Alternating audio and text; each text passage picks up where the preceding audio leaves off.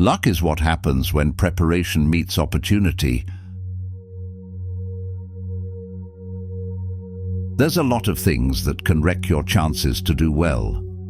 We live in a rather dangerous world, so you've got to be not only wise, you've got to be careful. The danger doesn't always come from outside. The greatest threats come quietly from within. The small mental habits that weaken conviction, the invisible attitudes that corrode discipline. These are the silent killers of success. The thoughts, reactions, and postures of mind that drain energy without warning. They don't shout, they whisper. And by the time most people notice, they've already lost the will to climb higher. The Stoics warned of this long before modern philosophy gave them names. They understood that the mind must be guarded like a fortress, because decay begins in the smallest breach. Indifference, indecision, doubt, worry, overcaution, pessimism, and complaining. Each seems harmless at first. Yet together they dismantle everything a disciplined life is built upon. The person who does not master these internal forces becomes ruled by them. And the tragedy is not that they fail, but that they never truly begin. This lesson is not theory. It is the foundation of every achievement, every test of endurance, every rise from weakness to strength. The mind, once disciplined, becomes untouchable, but the mind that allows these silent killers to grow becomes its own undoing. The Stoic path demands awareness, correction, and unwavering control of thought. Once these poisons are identified, they can be purged, and what remains is the unshakable posture of a person who no longer fights life, but commands it. Let's begin. Silent killer number 1. Indifference. Indifference is the quietest destroyer of potential. It does not strike with rage or fear, it simply dulls the edge. It convinces the mind that effort is optional, that days can be traded without meaning, and that existence can be endured without intensity. It is the slow death of direction. Those who drift under its spell no longer choose their path. They are carried by habit and external noise, thinking life will somehow arrange itself into clarity. Yet nothing great emerges from drift. A mountain is not climbed by accident, nor is a disciplined mind built by chance. The indifferent person does not fail because of inability, but because of detachment. They move through life without conviction. Their energy is divided between minor distractions and passive routines that fill time but build nothing. Stoicism teaches that one must act with deliberate intent. Waste no more time arguing what a good man should be. Be one, wrote Marcus Aurelius. Indifference resists this command. It whispers that reflection is enough, that thought without action holds value, that tomorrow can replace today. The Stoic sees this as decay, a form of spiritual corrosion that disguises itself as calm but is rooted in apathy. Every human carries the potential for renewal, but indifference prevents it. It is the state of the lukewarm spirit, not destroyed, not alive. Success demands fire, a kind of self-directed urgency that forces motion even when comfort tempts stillness. The indifferent person wakes each day without aim. They are present but absent, functioning yet fading. They speak of wanting progress, yet never lift themselves into the posture of one who demands it. Seneca said that, while we waste our time hesitating and postponing, life is slipping away. Indifference is that hesitation stretched across a lifetime. The indifferent mind always seeks escape from responsibility. It wants to avoid the weight of decision and the discomfort of growth. It hides behind the illusion of balance, mistaking avoidance for peace. But peace cannot exist without engagement. A person who refuses challenge cannot know calmness, only numbness. Stoicism does not reward passive acceptance of life. It rewards the disciplined engagement with it. The indifferent person treats time as if it were renewable. The Stoic treats time as a sacred currency that must never be wasted. Success requires energy directed toward mastery. Indifference redirects that energy toward stagnation. The indifferent person looks busy, yet moves nowhere. They are always preparing, always thinking, always waiting. The Stoic does not wait for the right moment. They make the moment right. They understand that inaction is itself a decision, one that shapes character through decay. To drift is to choose mediocrity. To act with purpose is to declare life as something worth shaping. The difference between the two is not knowledge, but fire, the willingness to move with intent. Indifference often begins as fatigue. The mind grows tired of discipline and seeks rest in the comfort of routine. What begins as a pause becomes a habit, and what was once a habit becomes identity. When identity weakens, purpose dissolves. The Stoic remedy is daily self-examination, to observe one's thoughts, test one's motives, and ensure that every action carries weight. At dawn, wrote Marcus Aurelius, when you have trouble getting out of bed, tell yourself, I am rising to do the work of a human being. This reminder destroys indifference at its root by reconnecting the individual to duty. Duty is the enemy of indifference. When one remembers that life is brief, that breath is finite, and that moments cannot be reclaimed, indifference loses its power. A disciplined person does not act because they feel inspired. They act because it is necessary. The indifferent person waits for feeling. The Stoic acts from principle. This is the distinction between those who live with direction and those who are carried by the crowd. Every delay in discipline reinforces weakness. Every day of disengagement builds the habit of avoidance. The indifferent individual slowly trades potential for comfort until both are gone.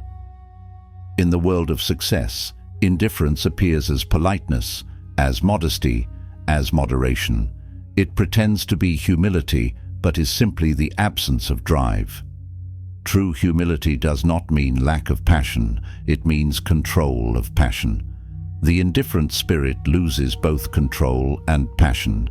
It does not burn, it flickers, it settles for easy pleasures and temporary recognition, forgetting that legacy is built through endurance, not moments of comfort. The Stoic who rises each day with direction knows that self-respect is built in motion, not in theory. Indifference poisons environments as well as individuals. A team led by an indifferent leader will decline, for no one can rise above the energy of the one they follow. A family guided by an indifferent parent drifts into confusion. A society that accepts indifference grows fragile, for conviction holds the walls of civilization together. Every era that fell into decay first fell into apathy. The Stoic response is personal responsibility to maintain one's flame even when the world cools. The indifferent spirit complains of circumstances. The disciplined mind creates conditions. Indifference also masks itself as contentment. It says, I am fine as I am, when nothing has been tested, refined, or proven. Stoicism honors contentment only when it follows effort. Satisfaction before effort is delusion. True peace comes from the assurance that one has done what could be done, not from avoidance of effort itself. The indifferent person fears the discomfort of progress, yet progress requires discomfort.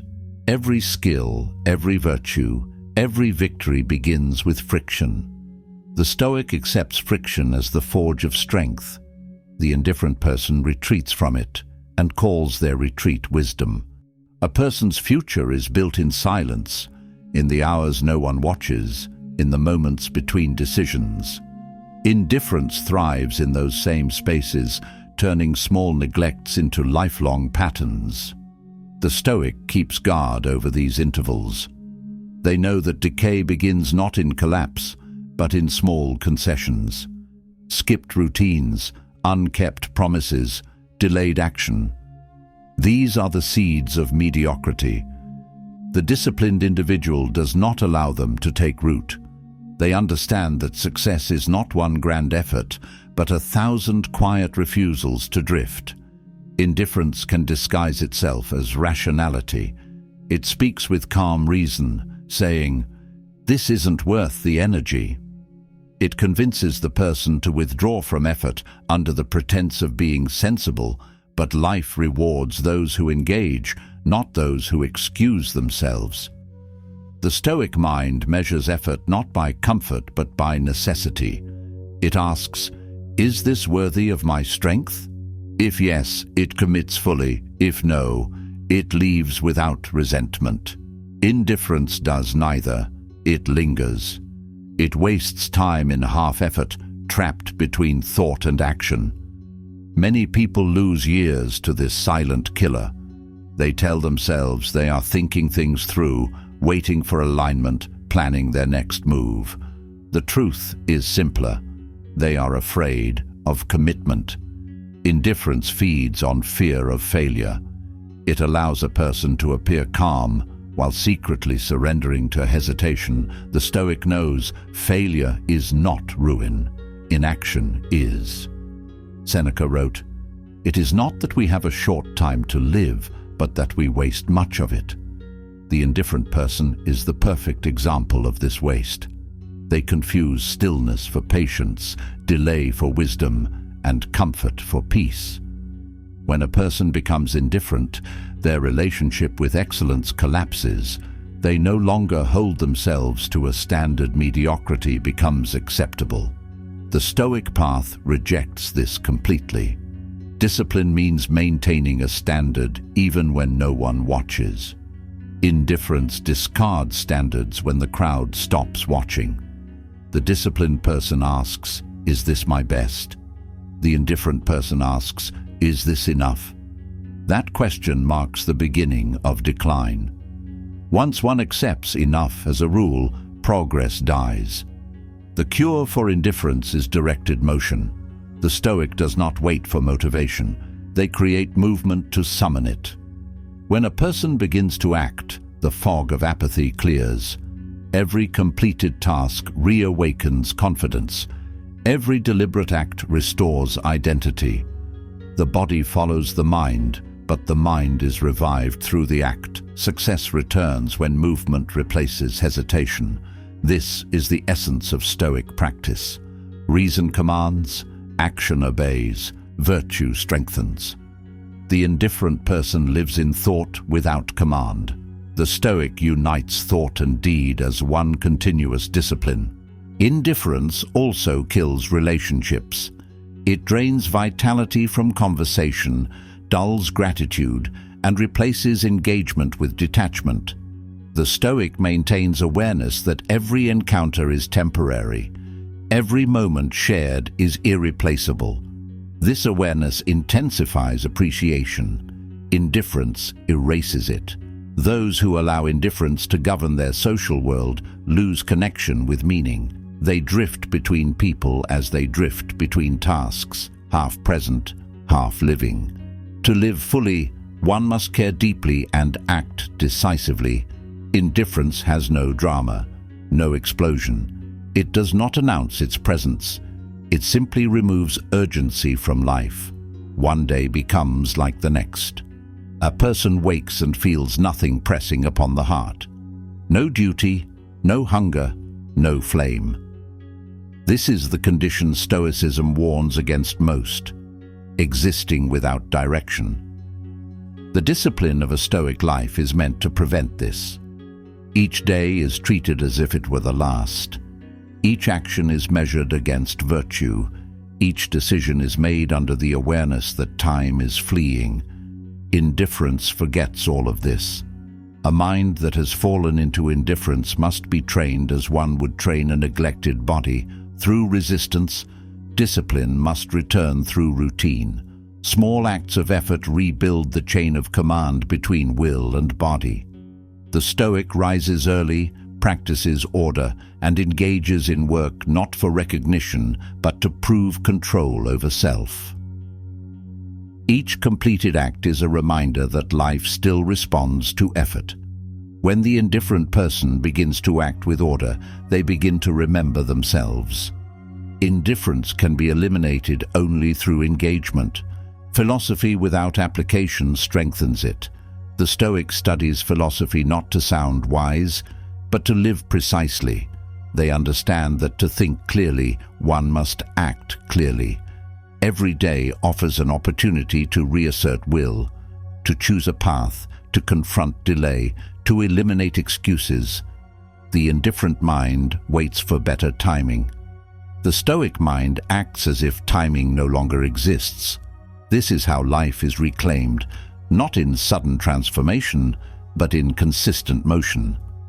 The indifferent person often justifies inaction with phrases like, "I'm fine where I am," or "I don't need much." Stoicism does not condemn simplicity. It condemns stagnation disguised as simplicity. To live with little is noble. To settle for little out of fear is weakness. The Stoic seeks contentment through mastery, not through surrender. When one earns peace through effort, it holds weight. When one avoids effort for peace, it evaporates under challenge. Indifference seeks comfort. The Stoic seeks command. There is no achievement without care. Every great life begins with deep concern for one's conduct, one's duty, one's time. Indifference removes concern and replaces it with distraction. The Stoic reverses this by bringing the mind back to the essentials. What is within my control? What must be done today? What standard will I hold myself to? Through these questions, discipline awakens. Through discipline, success is restored. The indifferent person never asks. They live as though time is infinite, unaware that life is counting. Indifference erases momentum. The Stoic builds it deliberately. Each act of engagement strengthens identity, and identity fuels consistency. Success is a reflection of identity. When identity weakens, progress dissolves. The indifferent person no longer recognizes themselves in motion. The Stoic reclaims motion by aligning effort with principle. They work not for applause, but for coherence, to ensure that what they think, say, and do form one line. In that alignment, indifference cannot survive. Indifference often follows failure. When the mind grows tired of disappointment, it retreats into detachment. But Stoicism teaches that setbacks are part of the process of strength. The impediment to action advances action. What stands in the way becomes the way, said Marcus Aurelius. The indifferent person interprets failure as a reason to stop. The Stoic interprets it as proof of movement. Every failure is feedback. Every test is evidence that life is still being lived with effort. Indifference fears the test. Discipline embraces it. Those who fall into indifference often lose their sense of urgency. They think in long stretches, one day I'll change, one day I'll try, but no moment beyond this one is guaranteed. The Stoic lives with awareness of mortality, not as fear, but as motivation. Memento mori. Remember that you will die. This remembrance fuels life, for it reminds the mind that every action matters now. Indifference fades when urgency returns. Urgency is not panic. It is precision. It is the knowledge that the time for excellence is always now. The indifferent person often believes they are at peace because they feel no conflict. The Stoic knows that peace without progress is decay. True peace is earned through order, through alignment with reason, through mastery of impulse. The absence of effort is not peace. It is emptiness. The Stoic replaces emptiness with engagement. They understand that the body must serve the mind, and the mind must serve principle. This hierarchy creates meaning. indifference dissolves it, leaving the person unanchored. In modern life, indifference is everywhere. Endless entertainment, constant distraction, the normalization of low standards. The Stoic stands apart from this by practicing deliberate attention. They know that where attention goes, energy follows.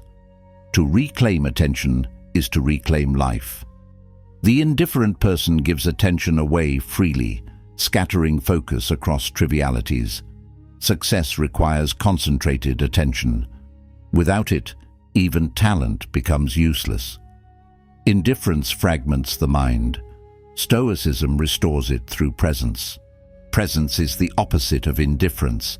When a person is fully engaged in what they do, every action carries weight, every moment becomes meaningful. The Stoic aims to live with presence, in thought, in work, in relationship. They do not rush, they do not drift, they inhabit their duty completely. Indifference, by contrast, lives in absence. It looks without seeing, listens without hearing, works without purpose. The difference is total awareness, the state of being fully alive within one's task. The path out of indifference is awareness followed by action. To recognize the drift is the first victory, to move against it is the second. From that movement, clarity begins to return. The Stoic rebuilds discipline piece by piece, knowing that mastery is repetition, not inspiration. Each repetition strengthens will. Each act weakens apathy. Eventually, the mind remembers what it feels like to care deeply again. That is the rebirth of success, when interest replaces indifference, when effort replaces ease, when purpose replaces passivity. Indifference will always tempt the comfortable mind. The Stoic must resist it daily. Success belongs to those who remain awake to their duty, who treat each day as a deliberate act, not an accident. To live with indifference is to exist half alive. To live with discipline is to honor the gift of consciousness itself. Every hour holds a choice, drift or direct. The Stoic chooses direction, and in that choice, indifference dies. Silent killer. Number 2. Indecision. Indecision is the paralysis of will. It is the condition of a mind that fears error more than it values progress. Nothing wastes potential faster than hesitation disguised as caution. The Stoic sees indecision not as lack of knowledge but as failure of courage. The world belongs to those who move, and indecision is the quiet surrender of movement. Each delay builds uncertainty. Each hesitation strengthens weakness. Every moment spent balancing between choices erodes confidence, until the person becomes a spectator of their own life. The indecisive mind lives in permanent debate. It does not trust its own judgment and therefore seeks endless validation. It rehearses possibilities instead of testing them. The Stoic does not confuse thought with wisdom. They understand that wisdom emerges only through engagement. Epictetus said, "First say to yourself what you would be, then do what you have to do." Indecision violates this principle. It allows one to imagine action without commitment, to plan endlessly without consequence. The result is the slow death of authority within the self. Indecision feeds on perfectionism. The person waits for perfect certainty before acting, forgetting that certainty is born from experience, not before it. The Stoic understands that clarity follows engagement. No philosophy can remove risk. No reasoning can replace courage. To live well, one must be willing to decide and then accept responsibility for that decision. The indecisive person wishes for guarantees. The Stoic lives by principles. Principles are stronger than outcomes, for they give direction even when the result is unknown. When the mind refuses to decide, it trains itself in weakness. Decision-making is a muscle. Without use, it atrophies. Each avoided choice weakens conviction. Each postponed act creates dependence on external influence. The Stoic practices decision daily in small matters first, to remain sharp for the larger ones. They know that hesitation multiplies the weight of every future decision. The mind that delays simple tasks will tremble before great ones. The Stoic mind, disciplined by practice, moves from judgment to execution without excess debate. Indecision often hides behind intellect. The person believes they are thinking deeply when they are merely avoiding risk. Thought without motion becomes decay. The Stoic values thought as preparation for action, not replacement for it. Marcus Aurelius wrote, "Do not act as if you had 10,000 years to throw away." The indecisive individual acts as though time is infinite. They tell themselves they are being careful, but the truth is that caution without action is cowardice disguised as wisdom. To think clearly is noble, to act clearly is divine. The danger of indecision is that it drains life of momentum.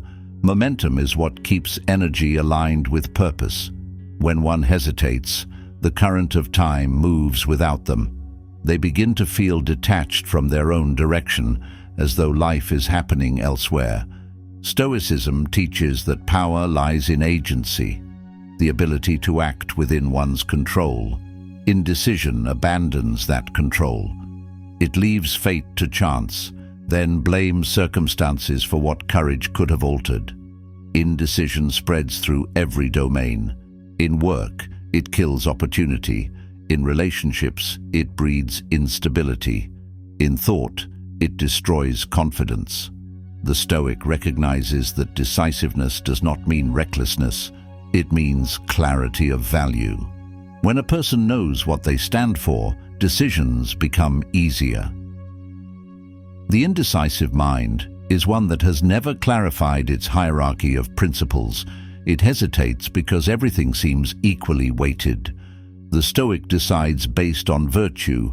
What aligns with reason, integrity, and strength must be chosen, even when it is hard. Every great transformation in life begins with a decision. The commitment to change precedes the process of change. Indecision blocks transformation by keeping a person suspended between identity and aspiration. They live as both the old self and the imagined one, belonging to neither. The Stoic ends this tension by acting. They do not wait for confidence to appear. They generate it through motion. Courage is the byproduct of forward movement. Fear retreats only when confronted. The indecisive person waits for fear to fade. It never does.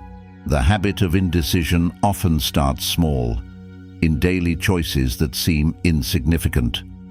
The refusal to choose grows into a pattern that infects larger aspects of life. The Stoic disrupts this early by training the mind to decide quickly on matters of little consequence. This builds the reflex of command. Once the mind learns that it can trust its own judgment, major decisions no longer feel paralyzing. The Stoic does not overthink what can be resolved by principle. They make a rule, decide, act, review, adjust. Repetition forges strength. Indecision also erodes reputation. People lose trust in those who cannot choose. A leader who hesitates breeds uncertainty in others. The Stoic understands that leadership begins with self-leadership. If one cannot command their own mind, they cannot guide another. Decisiveness is not about speed, it is about presence. It communicates confidence, direction, and integrity.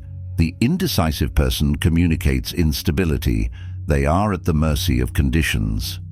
The Stoic acts according to inner law, independent of outcome. Indecision often appears virtuous. It seems thoughtful, careful, mature. In truth, it is indulgence of fear. The Stoic examines fear directly. They know that fear is not an external enemy, but an internal illusion magnified by inaction. The longer one delays, the larger the illusion grows. Decision shrinks fear by exposing it to reality. Once acted upon, most fears dissolve under evidence. The Stoic faces uncertainty by movement. Indecision feeds it through delay. Those who master decision-making do not wait for perfect information. They seek sufficient clarity and proceed. Life is a moving target. The Stoic knows that action refines perception, indecision freezes both. A decision made in motion can be corrected. A decision never made creates nothing to correct. The world changes through those who act, not through those who wait. The Stoic lives by direction, not by permission. They measure decisions by alignment with reason, not by the comfort of certainty. Indecision weakens identity. The longer one avoids commitment, the more fragmented the self becomes. Each unmade choice divides the will. The person becomes many versions of themselves, all imagined, none realized. The Stoic seeks unity between intention and action. They understand that to decide is to define oneself. The act of decision is the act of creation. It builds boundaries, purpose, and order. The indecisive person has no boundary. They are everywhere and nowhere, trapped in possibility. The Stoic mind eliminates indecision through preparation and principle. They prepare by understanding reality as it is, not as they wish it to be. They live by principle so that when choices appear, they already know the direction consistent with virtue. This shortens deliberation and strengthens resolve. The Stoic does not chase emotion in choice. They seek clarity of reason. Indecision chases emotion, fear, doubt, the opinions of others. It listens outward instead of inward. The disciplined mind listens inward and obeys its judgment. Indecision also drains time, the most irreplaceable asset. A day lost to hesitation is a day that will never return. The Stoic holds time as sacred and therefore treats decisions as sacred. They would rather make an imperfect decision than waste existence in deliberation. Perfection is a myth. Progress is truth. The Stoic advances through imperfection and corrects through wisdom. The indecisive person attempts perfection through waiting and achieves nothing. Inaction feels safe, but it corrodes trust in the self. When one decides, they prove to their mind that they are capable of command. When one delays, they teach their mind to doubt its own authority. The Stoic trains decision through practice, to speak when truth must be spoken, to act when duty calls, to move when hesitation tempts stillness. Each act of decision restores command. The goal is not to be right every time, but to be strong every time. Indecision thrives in comfort. It is rare among those who live with urgency. The Stoic cultivates urgency by contemplating mortality. Memento mori is not a phrase of despair. It is a discipline of precision. When one remembers that time is short, hesitation loses its charm. Every moment becomes an opportunity to act in accordance with virtue. The Stoic does not hoard moments, they use them. The indecisive person hoards life as if it can be saved. The Stoic spends it as if it were earned. When decisions are avoided, life begins to choose for you. Circumstances, chance, and the will of others take control. The Stoic sees this as slavery. Freedom exists only in conscious choice. The act of decision is the act of reclaiming sovereignty. Even when the choice leads to failure, it remains noble, for it was chosen. To live without choice is to live as a passenger. The Stoic demands to be the navigator of their own existence, steering even through storm. Indecision, left unchecked, evolves into regret. The person looks back and sees a pattern of almosts, of near beginnings, of unfulfilled aims. Regret is not born from failure, but from avoidance. Stoicism eliminates regret by eliminating hesitation. The Stoic prefers failure through courage to decay through delay. They understand that life's worth is measured not by avoidance of error, but by engagement with effort. To decide is to live. To delay is to fade. Every decision reinforces or weakens character. Small choices train the will for greater ones. The Stoic makes decisions from principle, not mood. They know moods are unstable, but principles are constant. When one learns to decide based on values, clarity replaces confusion. The indecisive person follows mood and thus lives in chaos. The Stoic follows principle and thus lives in order. The ability to decide defines the strength of mind. Indecision often masquerades as humility, the pretense of letting life unfold naturally. But this is surrender, not serenity. Stoic calm is active, not passive.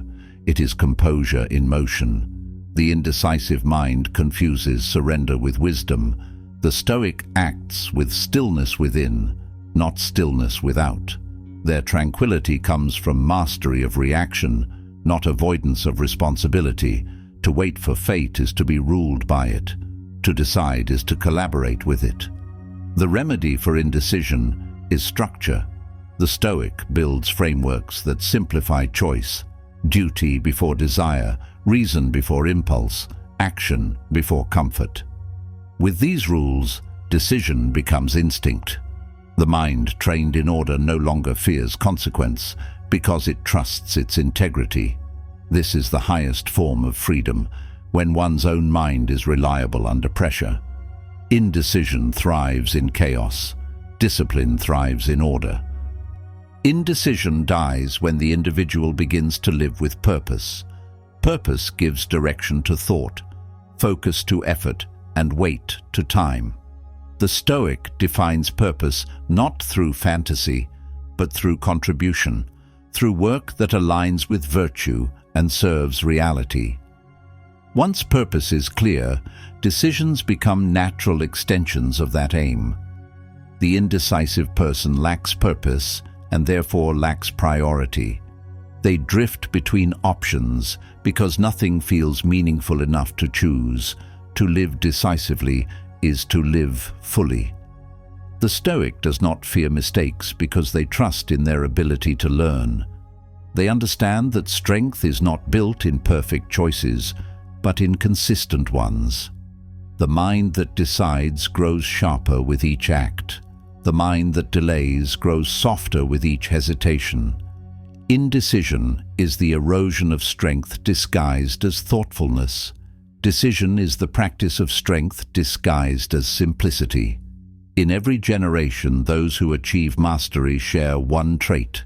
They decide quickly and adjust intelligently. They do not cling to error, nor do they retreat from it. They move, they learn, they refine. This is the Stoic process. Clarity through motion, confidence through repetition, power through practice. The indecisive person waits for inspiration. The Stoic creates it through discipline. Decision is momentum. Indecision is decay. At the core of Stoic philosophy lies the recognition that virtue is a choice renewed daily. One must choose patience, courage, temperance, justice. These are not inherited, they are decided. Every day is a referendum on character. Indecision is the refusal to vote. The Stoic never abstains. They participate fully in their own becoming. Each decision is a stroke of the chisel, shaping identity from the marble of possibility, the one who decides lives as an artist of self. The one who hesitates leaves the sculpture unfinished. Indecision will always tempt the cautious mind. It will whisper promises of safety and reason. But the Stoic knows that safety is an illusion and reason demands application. Life rewards the mover, the doer, the chooser.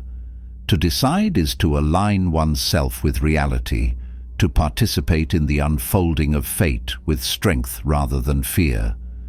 Success belongs to those who act within uncertainty, who trust the integrity of their principles more than the comfort of delay. Every hour holds a decision. The Stoic makes it, the hesitant waits. The result is written in their lives. Silent killer number 3, doubt. Doubt is the quiet erosion of self-trust. It begins as a question and ends as paralysis. It enters through uncertainty and grows through repetition until the mind no longer believes its own commands. The Stoic knows that life is built upon internal authority, the conviction that reason, when trained, can be trusted. Doubt removes that foundation. It convinces the individual that others know better, that time will reveal the answer, that certainty must come before commitment. In this way, doubt steals years disguised as carefulness. The person ruled by doubt measures every possibility twice, but never completes a step. They look outward for validation that cannot exist within the realm of control. Stoicism teaches that the mind must be governed from within, not shaped by external approval. The doubter reverses this order. They live by reaction, not by principle. Their thoughts are consumed by what might go wrong rather than what must be done. Each hesitation grows roots, and soon the soil of their confidence turns barren. Doubt breeds from comparison. When one looks constantly at the paths of others, their own direction becomes clouded. Success in others becomes evidence of personal inadequacy.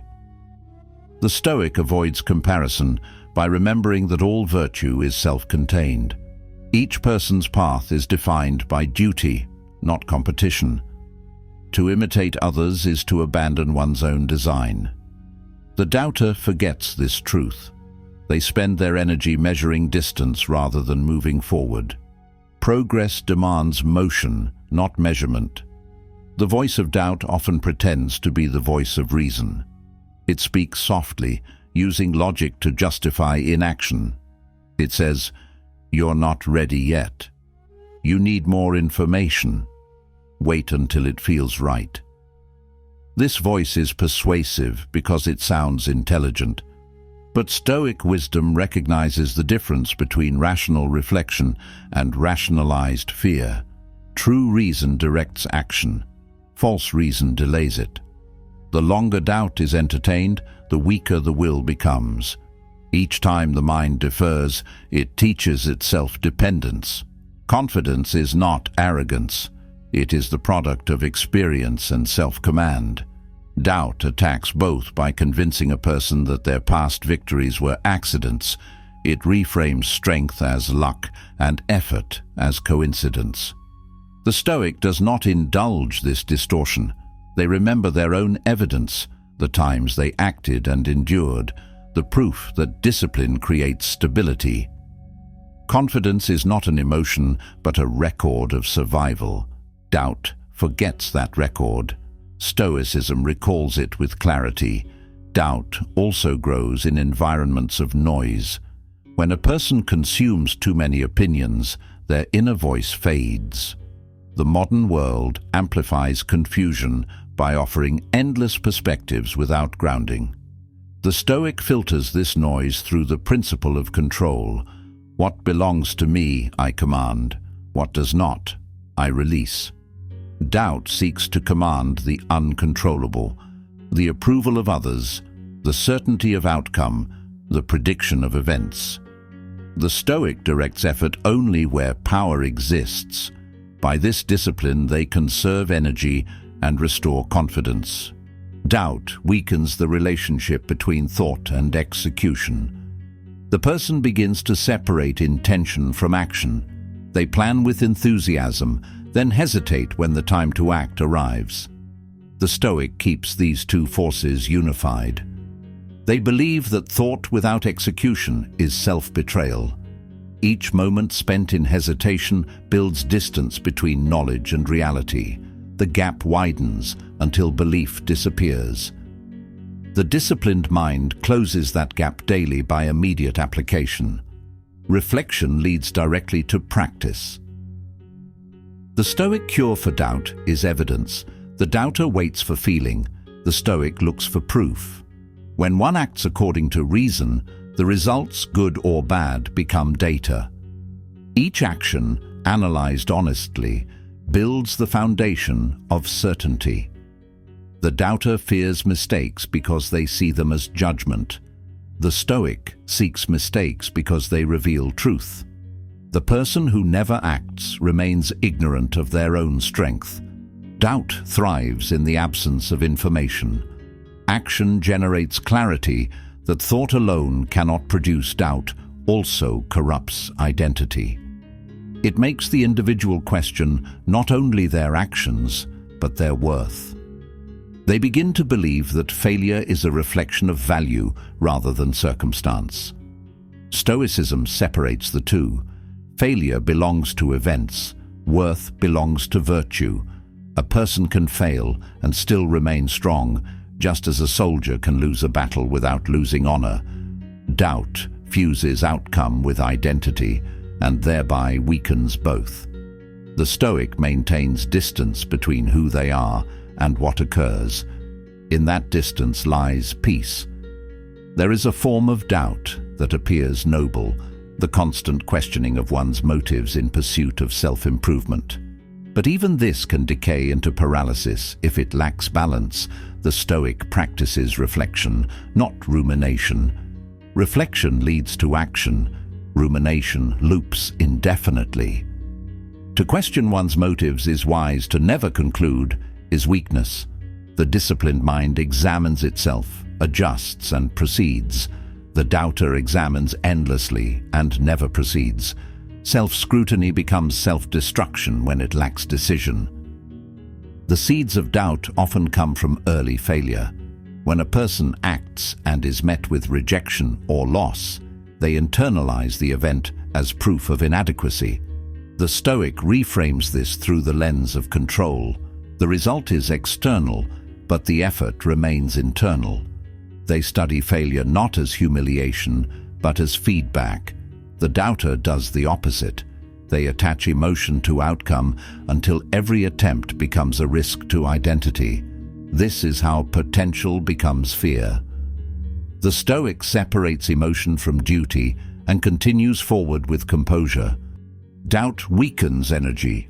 A mind split between belief and disbelief cannot commit fully to either. The Stoic commits completely to what aligns with reason. If they fail, they refine. If they succeed, they refine further. In both, movement continues.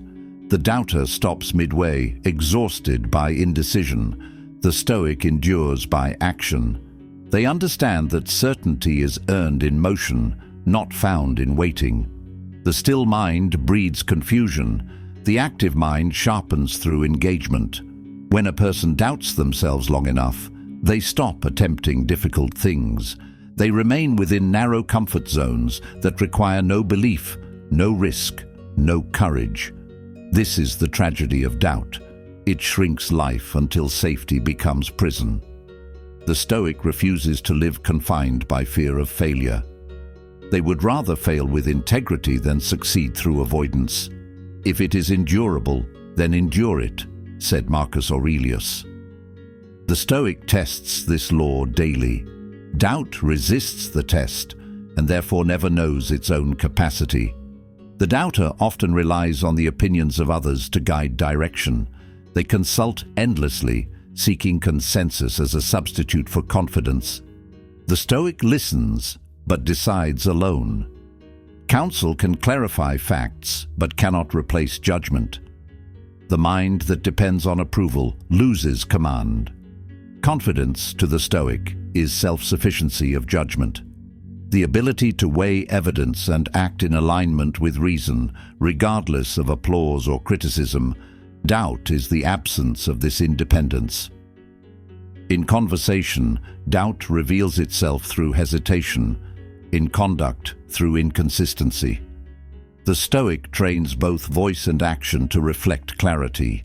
They speak with precision, act with consistency, and adjust through reason. Each of these behaviors reinforces self-trust. When thought, speech, and action align, doubt has no ground to stand on. It thrives only where there is internal contradiction. The disciplined life closes those gaps, building harmony between intention and expression. Doubt does not vanish through optimism, it is defeated through understanding. The Stoic does not chant affirmations or deny fear. They expose fear to logic. They analyze the worst possible outcome and measure it against reason. In most cases, the worst is survivable, the pain temporary, the consequences reversible. Knowing this, they proceed. The doubter avoids this analysis and remains under vague anxiety. By facing fear directly, the Stoic dismantles its power. Doubt dissolves in clarity. The mind must be trained to act before emotion intervenes. The Stoic uses structure to prevent the paralysis of doubt. Morning routines, predetermined priorities, and codified principles reduce decision friction. Doubt thrives in disorder. Order replaces it with rhythm. When a person knows what must be done, they stop questioning whether it should be done. The Stoic eliminates space for hesitation by preparing their environment and mind in advance. This is how discipline turns into confidence. Doubt also limits creativity. The fear of imperfection stops innovation. The Stoic sees creation as practice, not performance. They create to refine themselves, not to impress others. Doubt attaches ego to outcome. Stoicism detaches it. When one works without the need for approval, their expression becomes free. Creativity expands where self-consciousness ends. The Stoic achieves mastery not through absence of error, but through persistence in correction. To overcome doubt, one must cultivate evidence of reliability. The Stoic builds small victories deliberately, tasks completed, promises kept, routines maintained. Each success becomes a reminder of capability. The doubter waits for belief to appear before acting. The Stoic acts until belief appears. Faith in self is not emotion, but record. By acting consistently, one proves to their mind that they can be trusted. This is the foundation of confidence that no external praise can replicate. Doubt is most dangerous when it disguises itself as humility. The person says, "I just don't want to be arrogant," when in truth they fear exposure. Stoicism separates humility from fear. True humility is strength without display. It allows confidence to exist quietly. Doubt is noise without substance. It announces insecurity to avoid responsibility. The Stoic carries silence, not uncertainty. Their calmness comes from knowing their direction, not avoiding it. Many people allow doubt to dictate their identity.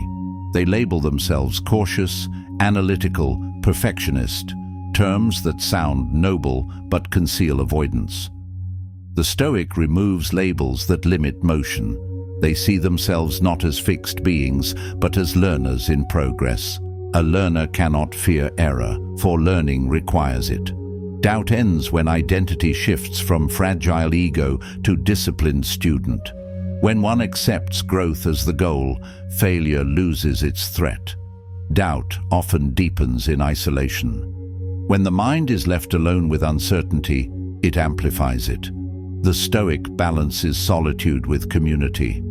They seek mentors, peers, and examples of strength, not for validation, but calibration. Exposure to courage breeds courage. Association with decisive minds strengthens conviction. The doubter avoids such company for fear of inadequacy. The Stoic seeks it to rise. The environment one keeps determines the strength of belief they maintain. Every act of self-discipline is an antidote to doubt. Each time the body obeys the mind remembers its authority. The Stoic uses physical practice, exercise, fasting, routine, as training for psychological command. By conquering the small resistances of the day, they prepare for the larger battles of purpose. Doubt loses ground against the person who consistently keeps promises to themselves. Integrity in small matters builds invulnerability in great ones. When doubt is allowed to grow unchecked, it transforms into cynicism. The person begins to reject all ideals, dismiss all ambition, and mock conviction in others. This is the final stage of decay, when disbelief becomes identity. Stoicism prevents this decline by grounding belief in logic and practice, not blind optimism. The Stoic does not need to pretend everything will work. They trust they will endure whether it does or not. That is unshakable confidence. Doubt destroys leadership. A leader who doubts themselves transmits instability to others. The Stoic leader maintains inner equilibrium, even in uncertainty. They decide from principle, adjust with humility, and communicate with calm. People follow clarity. The leader who shows belief in their path empowers belief in others. The doubter cannot inspire, for they themselves have not chosen. The Stoic knows that conviction, not certainty, is what commands respect. To eliminate doubt, one must practice finality in decision. Once chosen, act. Once acted, review, then refine. No endless reconsideration, no post-action regret. The Stoic closes each act cleanly. This habit strengthens the muscle of certainty. The doubter reopens every decision, weakening will through second-guessing. To act and let go is the mark of mental maturity. The Stoic moves forward, carrying only the lesson, never the hesitation. The modern world rewards doubt under the mask of sophistication. To question everything is seen as intelligence, but questioning without conclusion is entropy. Stoicism values inquiry, but only as a step toward clarity. A life spent doubting without deciding is a life half-lived. The Stoic aims for precision. Test, decide, act, adapt. Thought is the servant of action, not its replacement. Doubt reverses the hierarchy. It makes thought the master and leaves the person enslaved to endless consideration. Doubt cannot coexist with discipline. Every repeated act of discipline reinforces trust. When the body obeys the mind daily, belief becomes habit. The Stoic builds this pattern deliberately. They understand that philosophy without practice is decoration. The disciplined person acts their philosophy until it becomes instinct. In that instinct, doubt disappears. The mind no longer negotiates with weakness because it remembers its own proof. The Stoic recognizes that the cure for doubt is not reassurance, but responsibility. No external words can replace internal evidence. The person must earn their confidence through direct confrontation with difficulty. This is the essence of Stoic courage, to step into uncertainty willingly, trusting one's preparation. When action becomes habit, belief follows naturally. The doubter seeks comfort before challenge. The Stoic seeks challenge to strengthen comfort's foundation. At its core, doubt is a failure of self-knowledge. The person who knows what they value, what they control, and what they can endure has no reason to doubt. Stoicism builds this knowledge daily. Through journaling, reflection, and restraint, one learns their boundaries and strength. This knowledge is armor against uncertainty. The world can shake the surface, but the center remains still. Doubt cannot penetrate a mind that knows itself. Doubt is a thief. It steals time, energy, and identity. It hides behind intelligence but breeds paralysis. It destroys potential not through failure, but through delay. The Stoic does not fear doubt. They expose it. They confront it with action, logic, and endurance. Each day lived with discipline silences its voice a little more. In the end, doubt fades not through faith in fortune, but through proof of will. The one who acts despite uncertainty conquers both failure and fear. And in that conquest, success begins. Silent killer. Number 4. Worry. Worry is the slowest poison of the mind. It feeds on imagination and consumes reason. It creates movement without progress, motion without direction. The Stoic sees worry as a misuse of thought, an indulgence in that which cannot be controlled. To worry is to waste the very faculty meant to liberate us from fear. It binds the mind to possibilities instead of realities. Seneca wrote, "We suffer more in imagination than in reality." Worry is that suffering made constant. The worrier believes they are preparing, but in truth, they are rehearsing failure. Every scenario they invent drains strength from the present moment. The Stoic understands that energy spent on what lies beyond control is energy stolen from what can be shaped. The worrier confuses concern with care, anxiety with responsibility. Care acts, worry circles. Care improves, worry corrodes. Stoicism separates thought that serves from thought that suffocates. Worry is built on attachment. It clings to outcomes and fears their loss. The Stoic practices detachment not as indifference, but as realism. To detach is to accept that no amount of fear can rewrite the laws of chance. The worrier tries to resist the natural flow of events through endless speculation. They believe constant vigilance will protect them from pain, yet the act of worrying becomes the very pain they seek to avoid. Freedom begins when one accepts uncertainty as the condition of existence. A worried mind cannot rest because it demands control over what does not belong to it. It tries to manage the weather of fate with the hands of desire. The Stoic refuses this futility. They divide life into two spheres, what can be controlled and what cannot. Worry belongs entirely to the second. To release it is an act of power. To cling to it is an act of self-harm. The worrier's thoughts are like prisoners pacing the same cell. The Stoic's thoughts move freely within the bounds of purpose. Worry is disguised cowardice. It feels noble because it masquerades as care for others or caution for the future. Yet beneath it lies fear of responsibility. The worrier prefers to imagine problems rather than confront them. The Stoic confronts them head-on, understanding that clarity comes only through engagement. The mind that worries has forgotten its own strength. It magnifies danger and minimizes capability. The Stoic reverses this pattern. They measure themselves, not their fears. The habit of worry is self-reinforcing. Each anxious thought becomes proof of its necessity. The mind learns to equate stillness with danger and agitation with awareness. The Stoic breaks this pattern by cultivating calm under pressure. Calmness is not apathy, it is command. To remain composed when others panic is the mark of inner power. Worry thrives on chaos. Composure suffocates it. The disciplined person trains their body and breath to remain steady when uncertainty strikes. Through steadiness, reason returns. The worrier lives in the future, but the Stoic lives in the present. Time is their boundary of mastery. They know that control ends where the moment ends. To spend thought on what is not yet real is to neglect what is.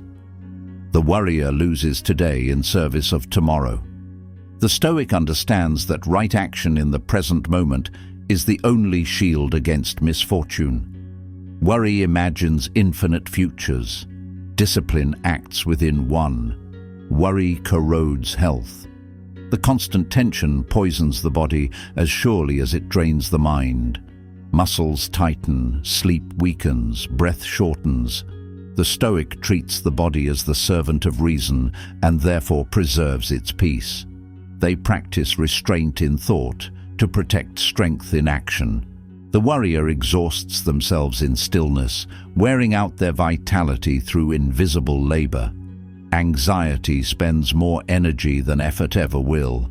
The Stoic conserves energy by spending it only where it counts.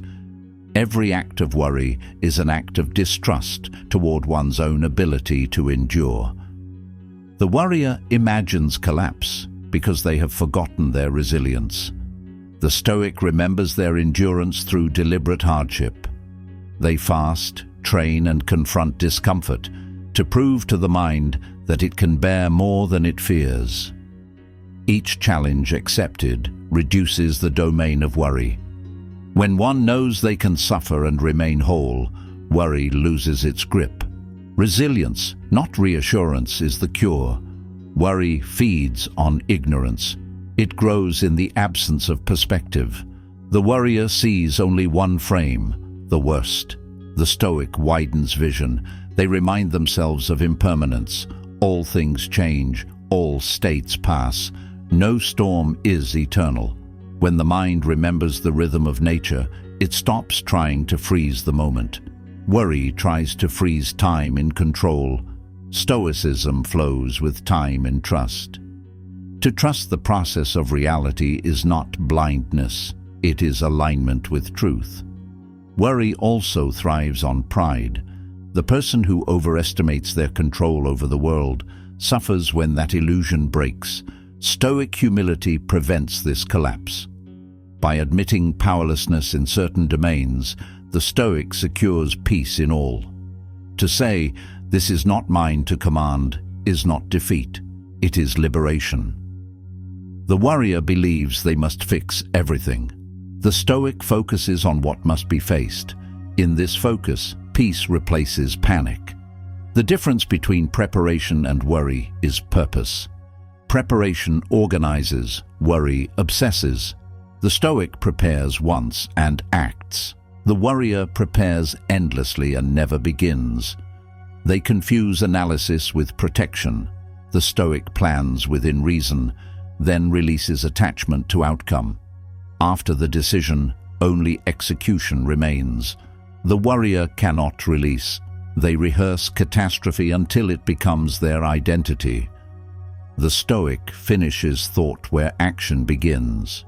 To the worrier, uncertainty is an enemy. To the Stoic, it is a teacher. Uncertainty tests composure, sharpens adaptability, and reveals the depth of one's faith in principle. Every uncertain moment is a chance to apply philosophy, to test calmness against chaos. The worrier resists this trial. The Stoic welcomes it. In accepting uncertainty, they turn anxiety into instruction. Worry fades when life is seen as an opportunity to practice endurance. Worry often masquerades as love. People claim anxiety for others as proof of care.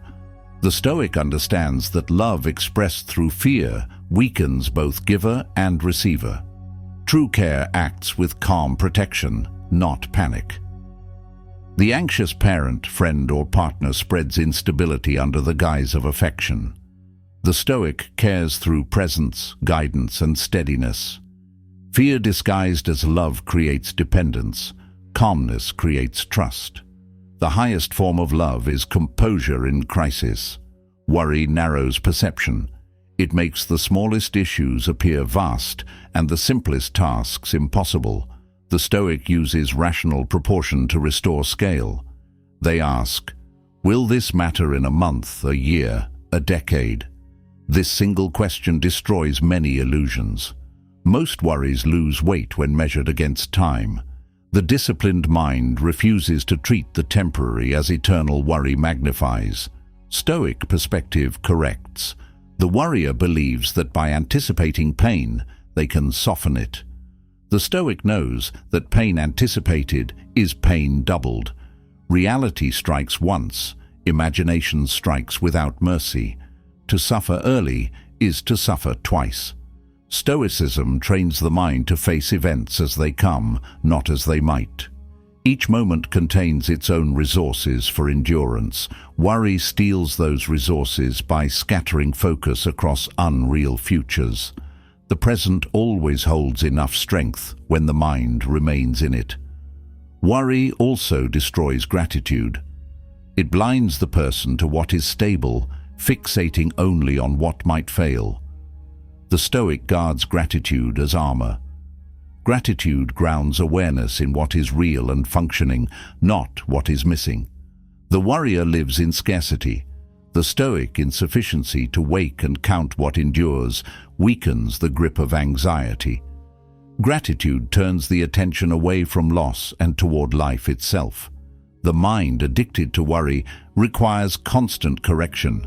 Stoic practice provides the tools: journaling, reflection, breathing, detachment, order. Each technique restores the mind to command. When worry arises, the Stoic does not wrestle with it. They observe it as a passing distortion. They remind themselves, this thought is not truth, it is noise. By refusing to personalize worry, they prevent it from nesting in the mind. Observation replaces reaction. Calm returns through awareness. Worry thrives in inaction. The more one delays, the more imagination expands. The Stoic attacks worry through movement. Action limits imagination's reach. Every concrete step cuts off 100 hypothetical ones. The warrior lives in endless rehearsal. The Stoic performs in performance. Fear has no time to grow. The body in motion reclaims control from the anxious mind. The discipline of doing is stronger than the philosophy of fearing. The modern world has institutionalized worry. News cycles, social media, and markets all profit from anxiety. The Stoic resists this collective panic by controlling exposure. They curate inputs as they curate thought. The mind is not a dumping ground for every crisis. To live sanely, one must choose the quality of one's information. The warrior consumes chaos. The Stoic consumes clarity. The difference is not ignorance but selectivity. Worry whispers of responsibility but delivers paralysis. It convinces people they are moral because they care. Stoicism teaches that virtue is measured by action, not anxiety. The one who acts with composure serves better than the one who trembles with concern. The warrior confuses motion of mind with motion of will. True morality is effective calmness. To do good under stress without losing stability is the mark of mastery. Worry can never coexist with faith in principle. The Stoics' faith is not mystical, it is logical. They trust that reason, when applied consistently, produces strength. They trust that character, when maintained, attracts stability. They trust that reality, when faced directly, reveals opportunity. This trust replaces the endless questions of the anxious mind with a quiet confidence. Worry dissolves in the presence of conviction. Each person must choose where to place their attention. Worry demands total devotion. It feeds on focus like fire on oxygen. The Stoic starves it through withdrawal of attention. They direct awareness toward task, gratitude, or contemplation. Attention is the currency of the soul. Whatever buys it gains power. Worry is expensive and yields nothing. Stoicism invests awareness where it compounds into strength. The warrior mistakes thought for control, but the Stoic knows control begins in acceptance. Acceptance does not mean approval, it means clarity. To accept what is removes the illusion that fear can alter it. The Stoic accepts, adjusts, and acts. The warrior resists, reacts, and repeats. The difference lies in the quality of mind. One clear, one clouded. Acceptance clears the fog through which worry thrives.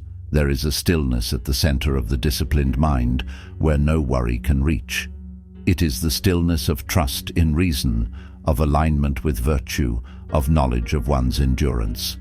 The Stoic returns to this stillness each day through practice. In that silence, worry is exposed as noise without substance. It dissolves under observation. The warrior lives in reaction. The Stoic lives in command. Worry ends not when life becomes easy, but when the mind becomes stable. To live free of worry is not to live free of challenge. It is to meet challenge without surrender of peace. The Stoic remains calm, not because fate is kind, but because they have trained to remain unmoved. They do not expect the world to cooperate. They expect themselves to adapt. Worry is the enemy of adaptability. Calmness is its ally. The person who meets difficulty with composure transforms obstacles into training. The worrier multiplies obstacles through fear. Worry is a habit of disbelief in one's own resilience. It ends the moment one decides to trust their preparation, their endurance, their principles. Stoicism offers this trust through action. Do your duty, accept the rest, and stand firm. The worrier asks, "What if I can't?" The Stoic answers, "Then I will endure." In that answer, peace begins. The one who has learned to endure has nothing left to fear, and therefore nothing left to worry. Silent killer number 5. Overcaution. Overcaution is the silent refusal to live fully. It hides beneath the mask of prudence, presenting itself as wisdom while quietly dismantling courage. It whispers that safety is success, that risk is recklessness, that security is peace. The Stoic rejects this illusion. To the Stoic, life itself is risk. Every breath, every decision, every step into the unknown. To fear risk is to fear reality. Overcaution kills ambition, not with force, but with comfort. The overly cautious mind lives within the boundaries of what is certain. It seeks the predictable, the guaranteed, the familiar. Yet all growth lives beyond that fence. The Stoic knows that control is not found in avoidance but in preparation. The person who prepares can act with calmness in uncertainty. The one who avoids uncertainty remains forever at its mercy. Overcaution believes it can preserve peace by evading conflict, but what it really preserves is weakness. Fear often disguises itself as carefulness. The cautious person tells themselves they are being responsible, yet responsibility includes the duty to act. The Stoic sees stagnation as moral decay, for potential without expression is waste. Overcaution is the slow decay of spirit under the weight of imagined dangers. It tells a person to wait until conditions improve, until all signs align. The Stoic understands that the world never grants perfect timing. Action creates the conditions. Waiting erodes them. Every major endeavor in human history began with risk. The building of empires, the exploration of seas, the creation of art, the pursuit of virtue, all required the courage to confront the unknown. The overly cautious mind contributes nothing to the future, for it invests all energy in self-preservation. Stoicism teaches that virtue thrives through engagement, not protection. To protect oneself from all harm is to protect oneself from all meaning. Life's value is discovered through exposure to challenge. Overcaution stems from attachment to comfort. The person fears losing what they have and thus forfeits the possibility of becoming more. The Stoic does not despise comfort, but refuses to depend on it. They rehearse loss through voluntary hardship to prove to the mind that survival does not depend on luxury. When one learns to live with little, fear of loss dissolves. Overcaution dies when comfort loses its power to command. The cautious spirit confuses safety with stability. Stability is built through adaptability, not avoidance. The Stoic adapts by testing themselves against adversity. Each encounter with risk sharpens clarity. Overcaution dulls perception by eliminating friction. Without friction, strength cannot form. The Stoic knows that resilience is the only true security. The person who avoids risk builds walls of illusion. When life inevitably shifts, those walls collapse, leaving them unprepared. Overcaution paralyzes decision-making. The person calculates endlessly, seeking certainty before commitment.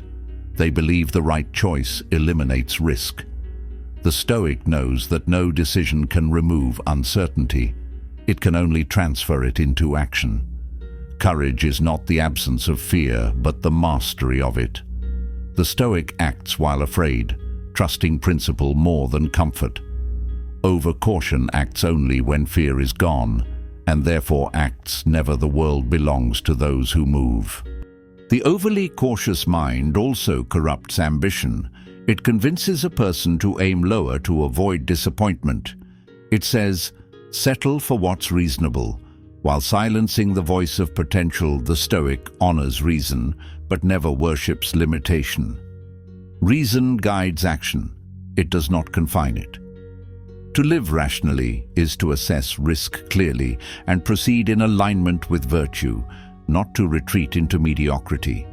Overcaution mistakes moderation for timidity and calls it wisdom. Overcaution is not a defense mechanism, it is a slow surrender. It trades long-term fulfillment for short-term relief. The Stoic understands that discomfort is temporary, but avoidance creates permanence of regret. A day avoided is a day lost. A challenge declined is a strength never developed. The cautious mind grows weaker with every decision it postpones. The disciplined mind grows stronger with every test it accepts. The cautious person seeks to eliminate uncertainty from life. The Stoic seeks to operate skillfully within it. Uncertainty is not an enemy to be defeated, but a field to be navigated.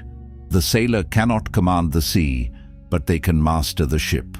Overcaution refuses to sail until the ocean is calm. The Stoic learns to steer through storms. Mastery, not avoidance, defines the Stoic's peace. Overcaution also diminishes the capacity to trust. Those who fear risk rarely trust themselves or others. They rely on control to replace faith. The Stoic builds trust through consistency of principle. They know that control is limited, but integrity is absolute. When the foundation of action is virtue, outcomes lose their threat. The overly cautious person depends on guarantees. The Stoic depends on preparation and discipline. One lives in anxiety, the other in strength. The cautious life breeds regret in silence. It appears calm on the surface but hides turbulence beneath. The unchosen paths echo louder than the taken ones. The Stoic seeks to eliminate regret by living decisively. They prefer mistakes of action to mistakes of hesitation. Every failure contains instruction. Every avoidance contains decay. Overcaution guarantees only one result, the knowledge of what might have been. Fear magnifies when unchallenged. The cautious person nurtures their fear by protecting it. The Stoic exposes it to daylight. They deliberately do what they fear within reason until fear loses its novelty. Exposure creates immunity. Avoidance creates sensitivity. The person who avoids discomfort becomes ruled by it. The Stoic trains through hardship to reduce vulnerability. Overcaution multiplies fragility through absence of exposure. Overcaution shrinks imagination. The mind that fears risk cannot envision greatness. It edits possibility before it can breathe. The Stoic expands imagination through courage. They allow themselves to see what could be, knowing that even failure in pursuit is nobler than success in retreat. A vision unattempted is a dream wasted. The cautious spirit guards dreams until they rot. The disciplined spirit risks them to give them form. In leadership, overcaution kills progress. A leader paralyzed by fear of loss stifles the energy of those they lead. The Stoic leader understands that uncertainty is inevitable. Their steadiness under risk gives others strength. Caution without courage breeds stagnation. Courage without caution breeds recklessness. The Stoic balances both, measured, alert, and unafraid. Overcaution cannot lead because it refuses exposure to consequence. Overcaution thrives in times of comfort. When society grows soft, Its members fear inconvenience more than failure. The Stoic resists this softness through voluntary difficulty. They practice effort when others rest, discipline when others drift. Comfort is not an enemy, but dependence on comfort is. Overcaution seduces with ease. Stoicism awakens through challenge. The body grows strong through resistance. So does the mind. The cautious person idolizes security. They make decisions not by potential, but by protection. The Stoic makes decisions by alignment with virtue. Security without virtue is decay disguised as safety. The Stoic would rather risk discomfort for integrity than trade freedom for protection. Overcaution worships the illusion of permanence. The Stoic accepts impermanence and therefore lives fully within it. Overcaution feeds on doubt. It convinces a person that failure will destroy them. The Stoic knows that failure refines them. To be tested is to be taught. Each setback exposes a weakness to strengthen. The cautious avoid exposure and therefore remain untested, unproven, unchanged. The Stoic embraces exposure as a necessary part of endurance. They fear stagnation more than defeat. The overly cautious person confuses control with stability. They attempt to script life to eliminate surprise. Stoicism reminds us that surprise is the nature of existence. The wise person prepares for variety, not predictability. They build character strong enough to adapt, not fragile enough to require control. The cautious crave guarantees. The Stoic cultivates flexibility. The difference is freedom. Overcaution also damages relationships. It prevents connection by fearing vulnerability. The cautious heart protects itself from pain and thereby from love. The Stoic accepts vulnerability as a necessary risk of meaning. To trust another is to accept uncertainty. To avoid it is to live alone in false safety. Overcaution isolates. Courage connects. The Stoic practices courage in both battle and affection. The cautious mind is obsessed with preservation. It forgets that nothing preserved lives forever. The Stoic values creation over conservation. They preserve principles, not possessions. Overcaution hoards energy, time, and emotion, but produces nothing. The Stoic expends them toward growth. To live is to spend. The miser of experience dies rich in fear and poor in memory. Overcaution paralyzes innovation. It kills new ideas before they form. The Stoic innovator takes measured risk because they understand that stagnation is more dangerous than failure. Progress is born from error refined by persistence. Overcaution prefers repetition to discovery. The Stoic chooses evolution. The cautious cling to what worked yesterday. The disciplined build what must exist tomorrow. The path to freedom requires confrontation with risk. Stoicism transforms risk into discipline by directing courage through principle. Courage without principle is chaos. Principle without courage is stagnation. The overly cautious person has principle without movement. The Stoic unites both, moving forward through order. Their calmness is not absence of fear, but mastery over it. Overcaution seeks to remove fear. Stoicism teaches control of response. Overcaution distorts time. It makes a person wait for perfect moments that never arrive. The Stoic recognizes that time is indifferent. Waiting changes nothing. Only action does. The cautious lose life in preparation. The Stoic gains life through participation. The moment one begins, the world aligns with possibility. The moment one hesitates, the world moves on. The cautious chase a train that never stops. The Stoic boards the one already in motion. To overcome overcaution, one must train in acceptance of failure. The Stoic practices failing with dignity. They detach worth from result.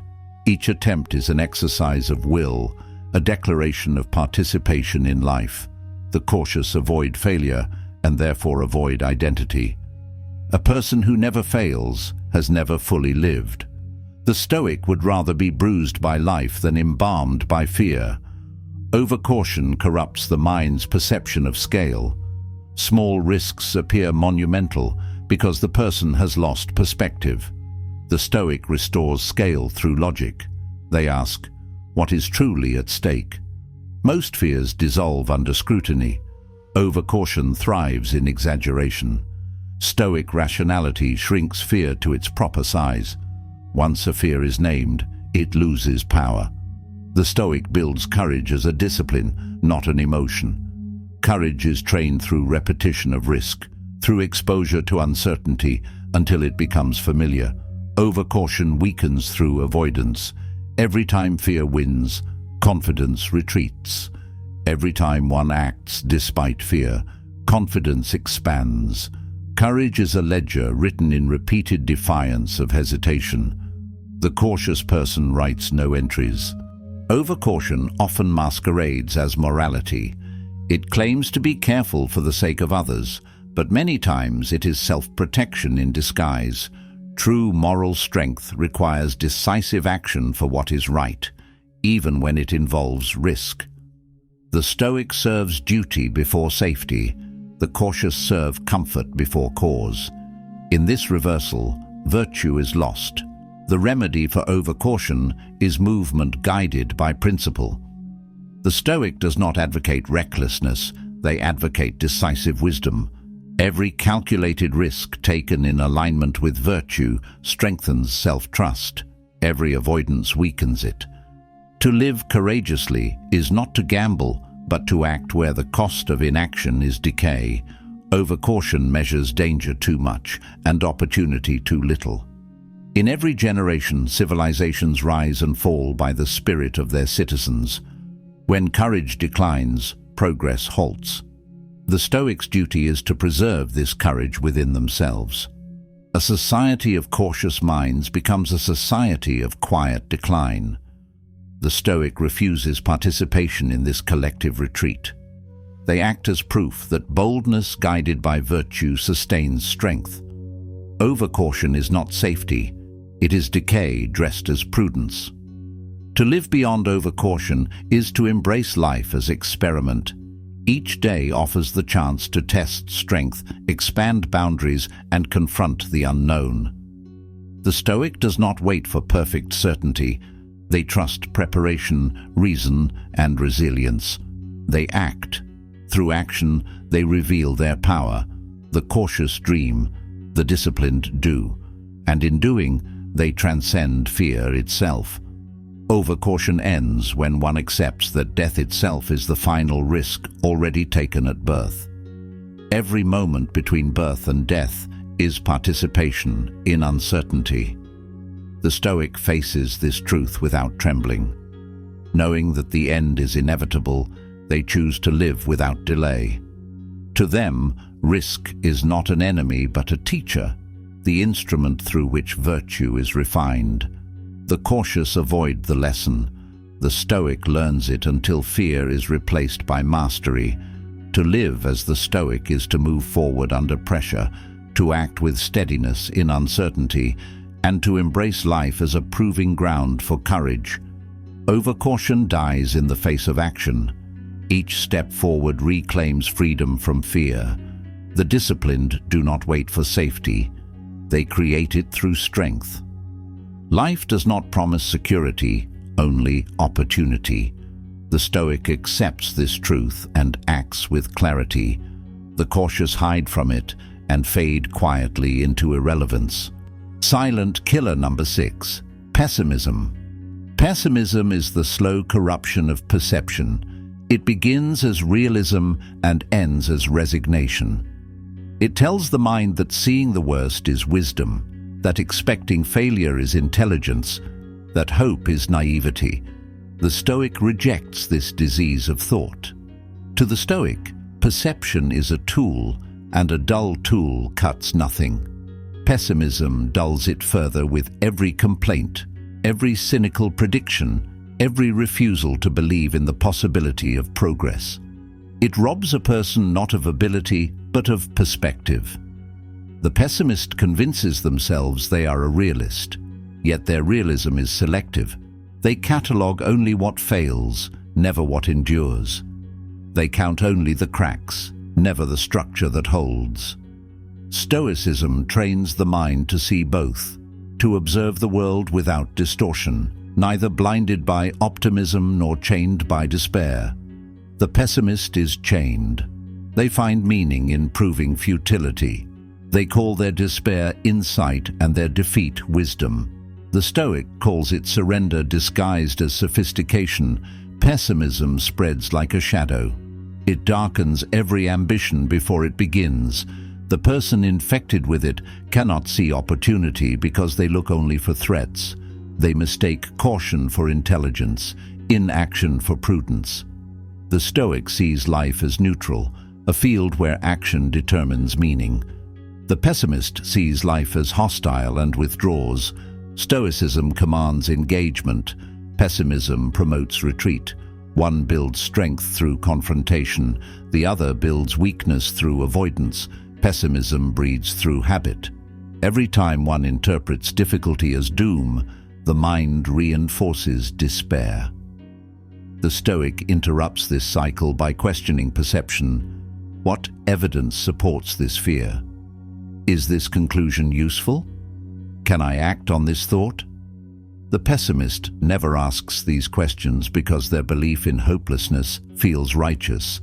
They mistake emotional fatigue for insight. Stoicism restores discernment by aligning perception with reason. Facts, not feelings, determine perspective. The pessimist calls themselves a realist because it spares them from responsibility. If all efforts are doomed, then inaction is justified. The Stoic rejects this comfort. They know that even if success is uncertain, duty remains. The pessimist believes that failure is proof of futility. The Stoic believes it is proof of effort. Marcus Aurelius wrote, "Do not be ashamed of help. It is your duty to accept it." The Stoic accepts imperfection in self and world, yet moves forward. The pessimist refuses the world until it matches their ideal, which means they refuse it forever.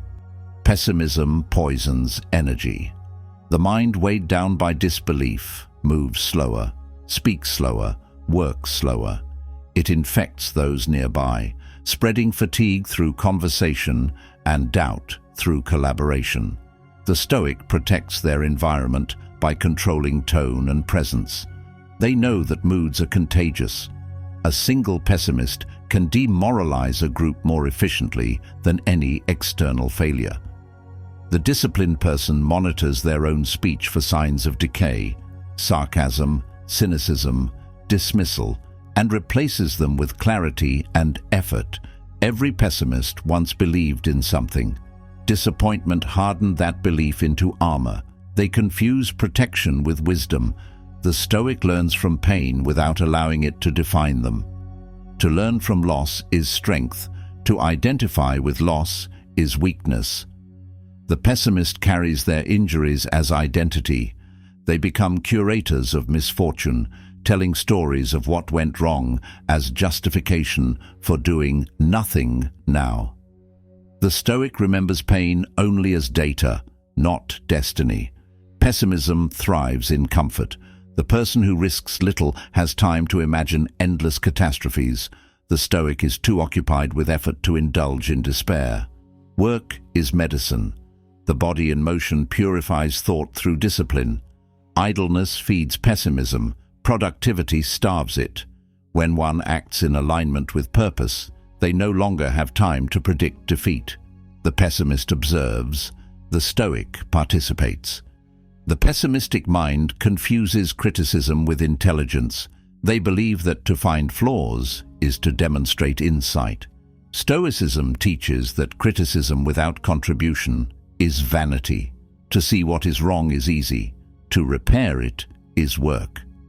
The pessimist invests entirely in diagnosis, never in cure. The Stoic moves from observation to improvement. They accept imperfection as material for refinement. The pessimist uses imperfection as justification for apathy.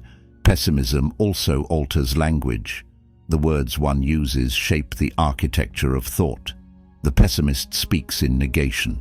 Can't, won't, never, impossible. Each phrase becomes a brick in the wall of their own imprisonment. The Stoic speaks in possibility. Can, must, will, endure. Language, disciplined, becomes a weapon against despair.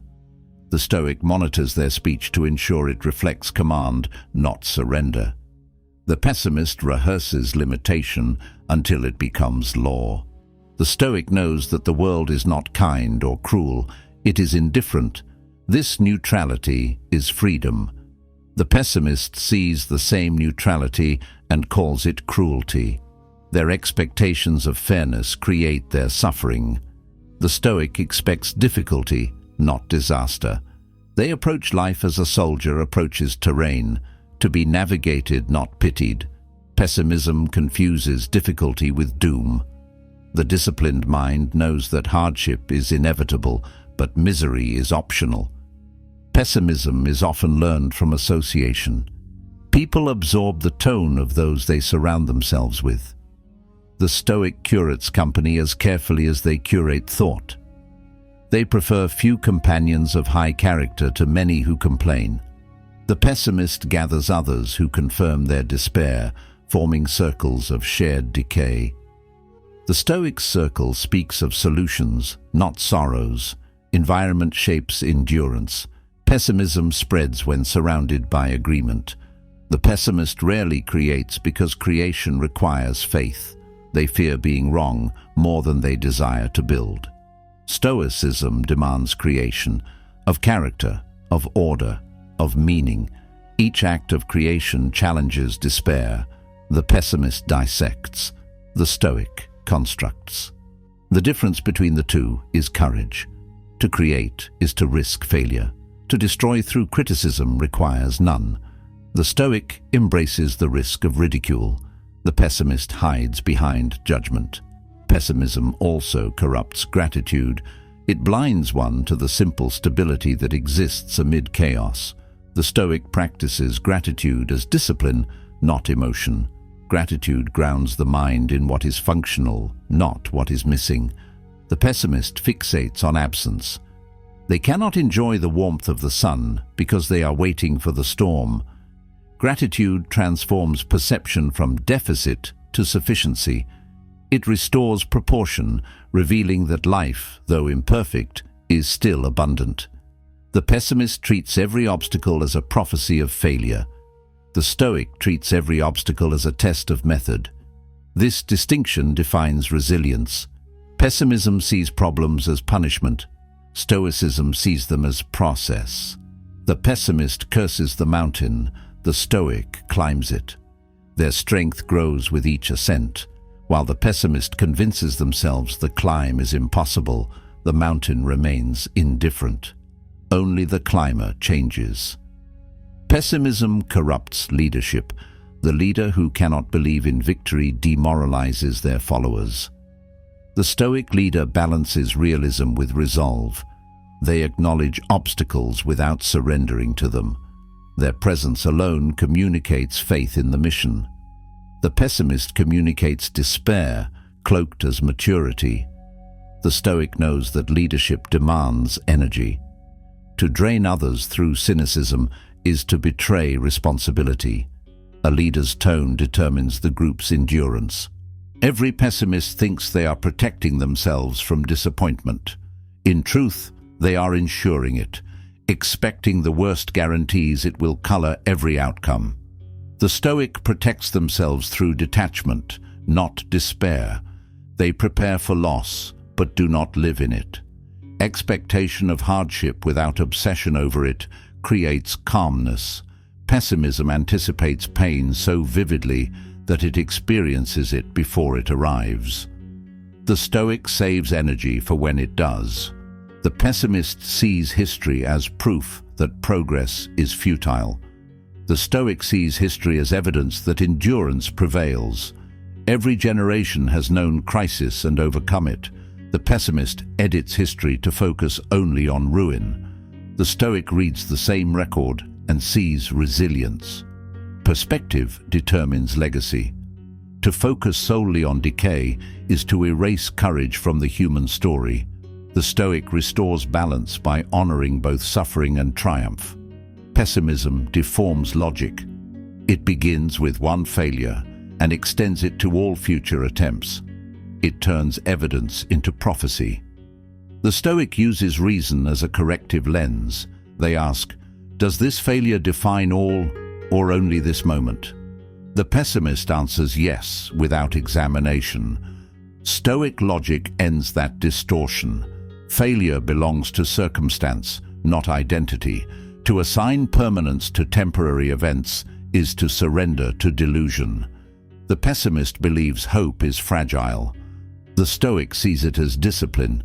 Hope to them is not a wish, but a posture, an act of standing upright amid uncertainty. Pessimism crouches before fate. Stoic hope walks forward. It expects difficulty but commits regardless. This form of hope cannot be broken because it does not depend on outcome. It depends on character. The pessimist waits to be proven wrong before believing again. The Stoic believes by principle, not by evidence. Pessimism is contagious because it justifies weakness. It comforts the undisciplined by declaring effort pointless. The Stoic, through example, breaks this contagion. Their calm persistence invalidates the pessimist's argument. Success achieved through endurance is the ultimate refutation of despair. The pessimist preaches futility. The Stoic demonstrates power. To eliminate pessimism, one must return to direct experience. The pessimist lives in abstraction, theories, predictions, judgments. The Stoic grounds themselves in action, work, movement, service. Direct experience destroys illusion. The pessimist says, it won't work. The Stoic acts and discovers what works. Truth is revealed through effort, not speculation. Pessimism rots the creative instinct. It convinces a person that no effort can change anything, so they stop imagining. The Stoic guards imagination as sacred, for it is the architect of possibility.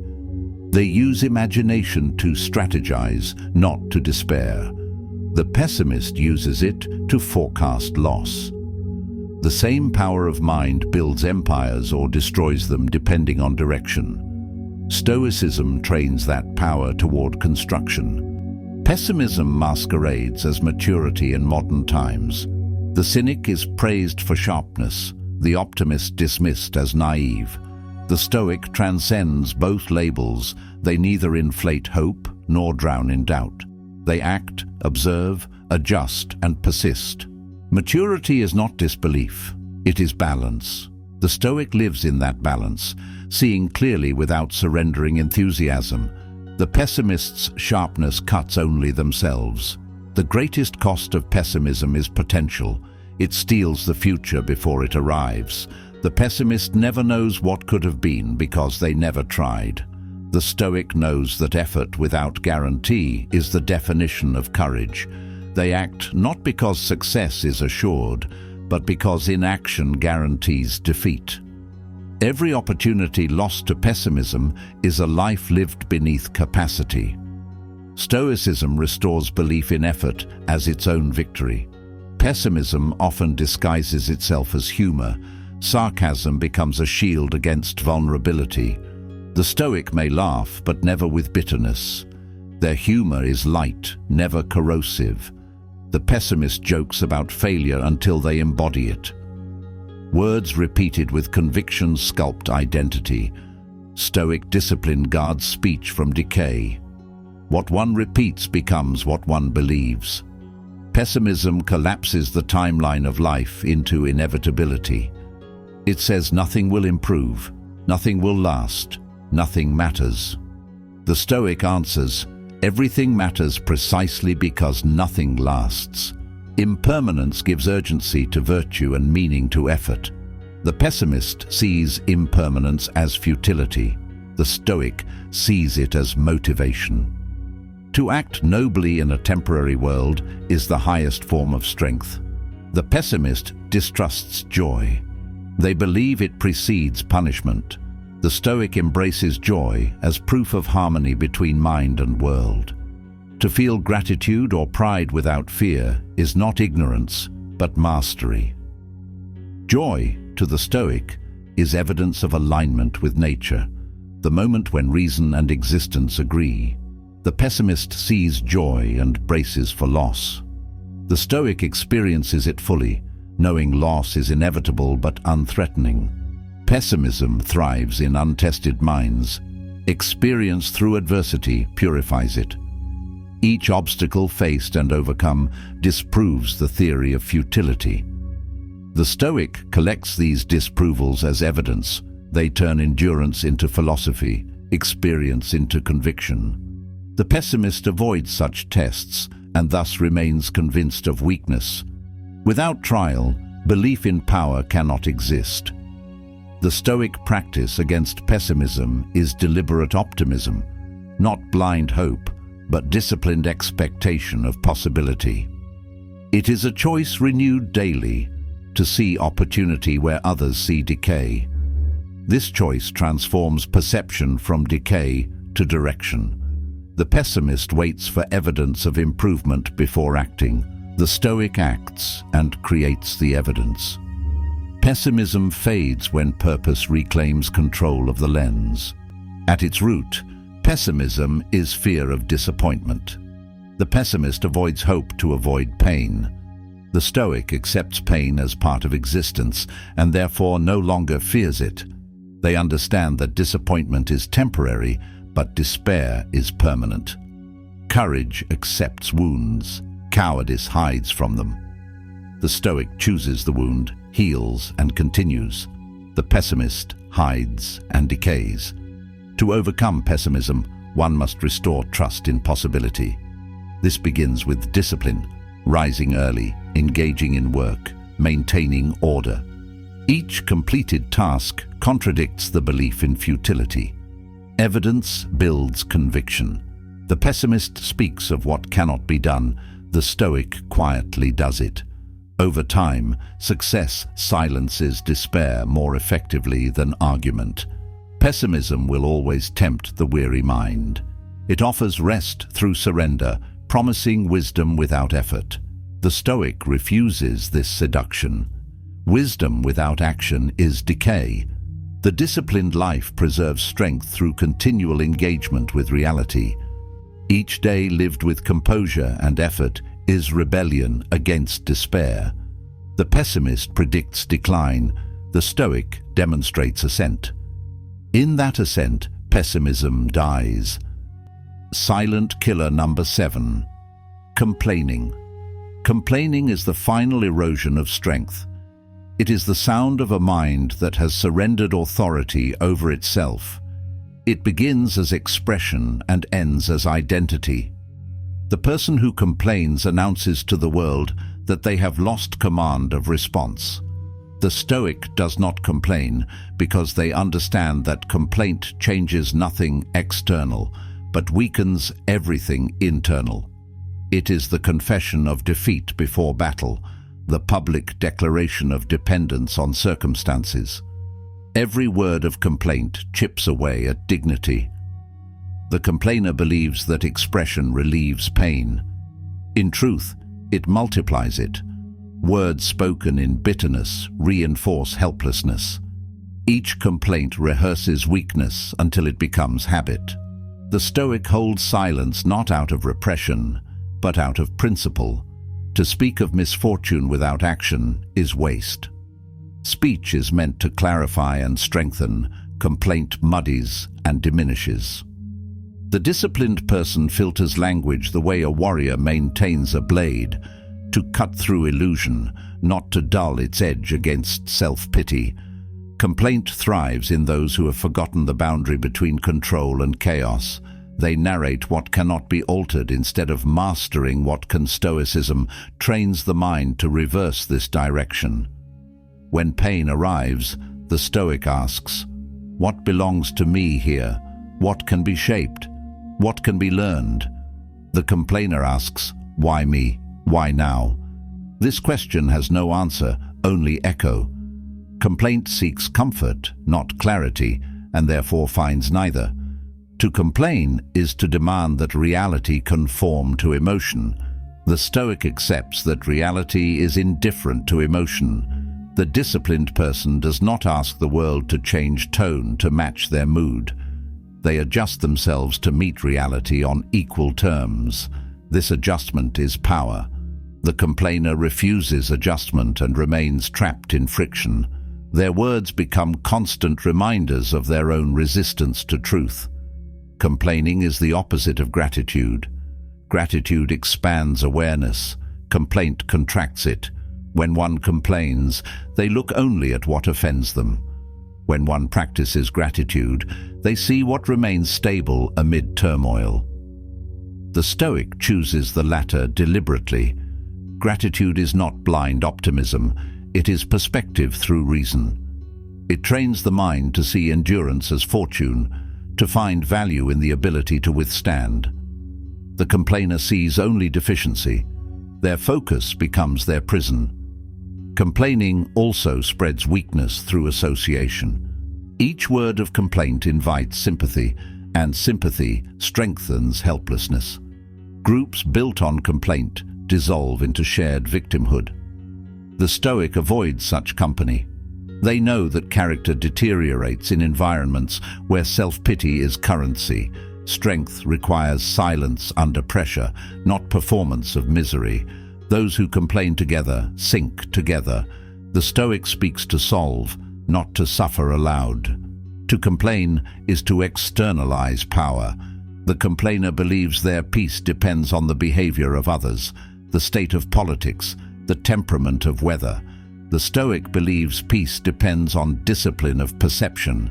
No storm, no insult, no inconvenience can take what is governed within. The complainer blames, and by blaming, they bind themselves to what they hate. The Stoic accepts, and by accepting, they rise above it. Complaint multiplies chains. Acceptance breaks them. Every complaint is an argument against responsibility. It says, "I cannot act because something else has acted upon me."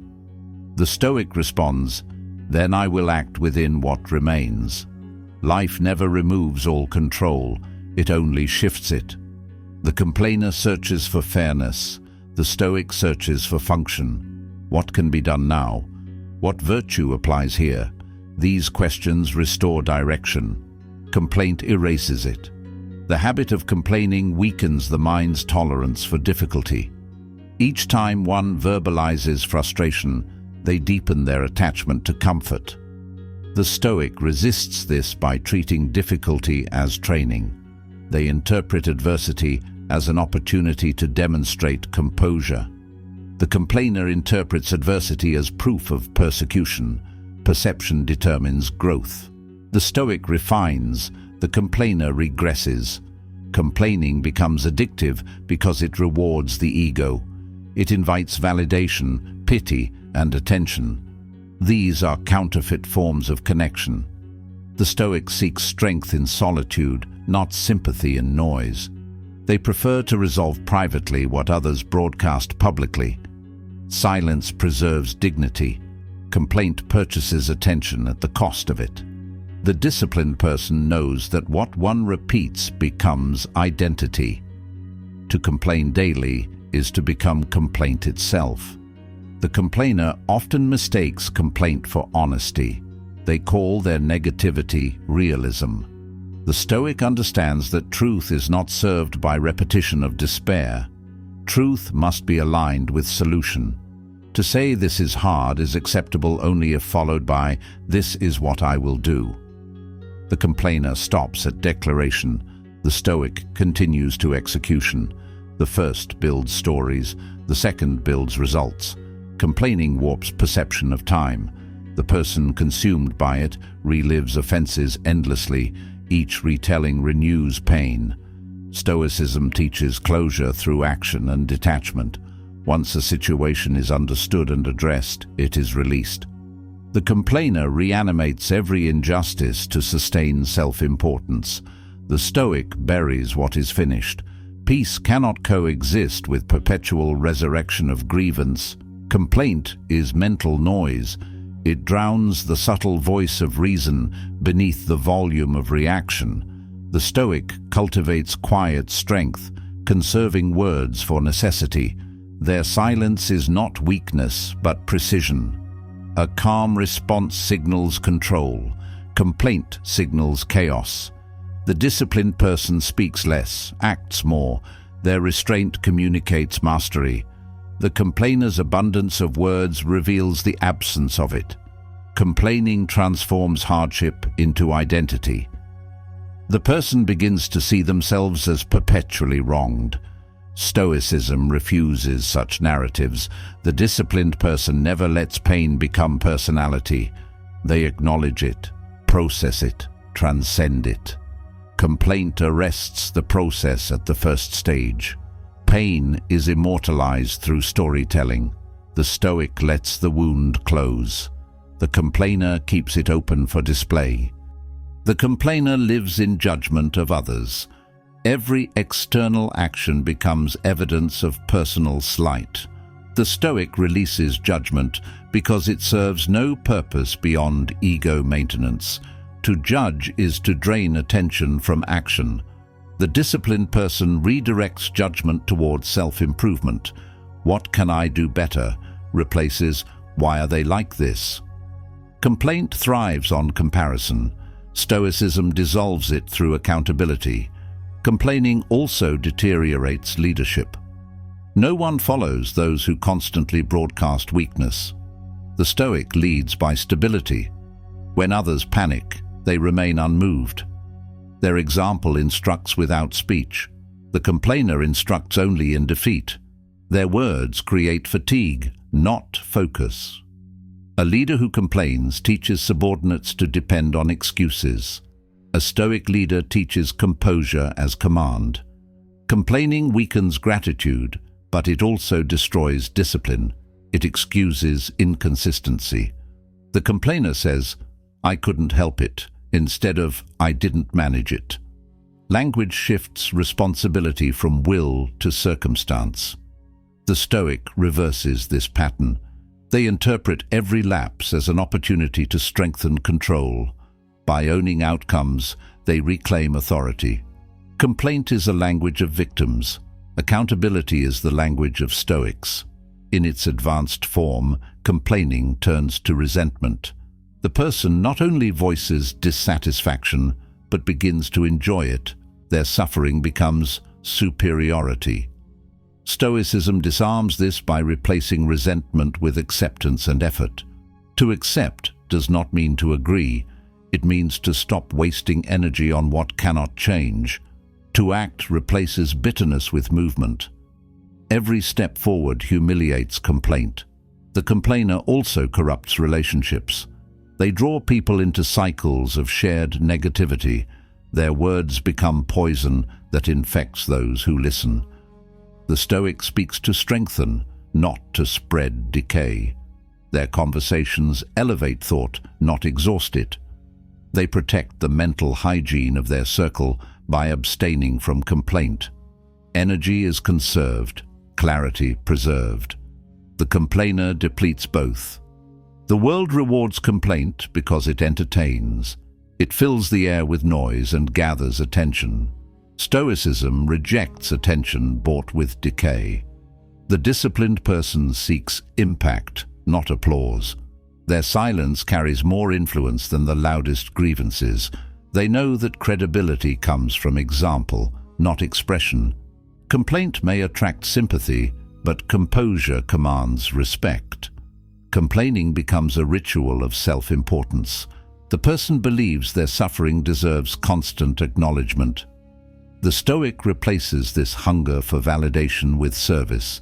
They direct focus outward, to family, to work, to contribution. Service silences self-obsession. When effort replaces expression, strength replaces weakness. Complaint fades because attention is no longer trapped within. The cure for complaining is gratitude expressed through action. The Stoic practices gratitude by living according to virtue. They do not merely list blessings, they use them. The complainer counts possessions. The Stoic counts responsibilities. To act upon gratitude transforms it into growth. The complainer waits for conditions to inspire them. The Stoic acts because discipline demands it. Movement replaces murmuring. To stop complaining is to begin commanding. The person who refuses complaint gains immediate clarity. Their mind stops rehearsing injustice and starts rehearsing strategy. Silence creates space for thought.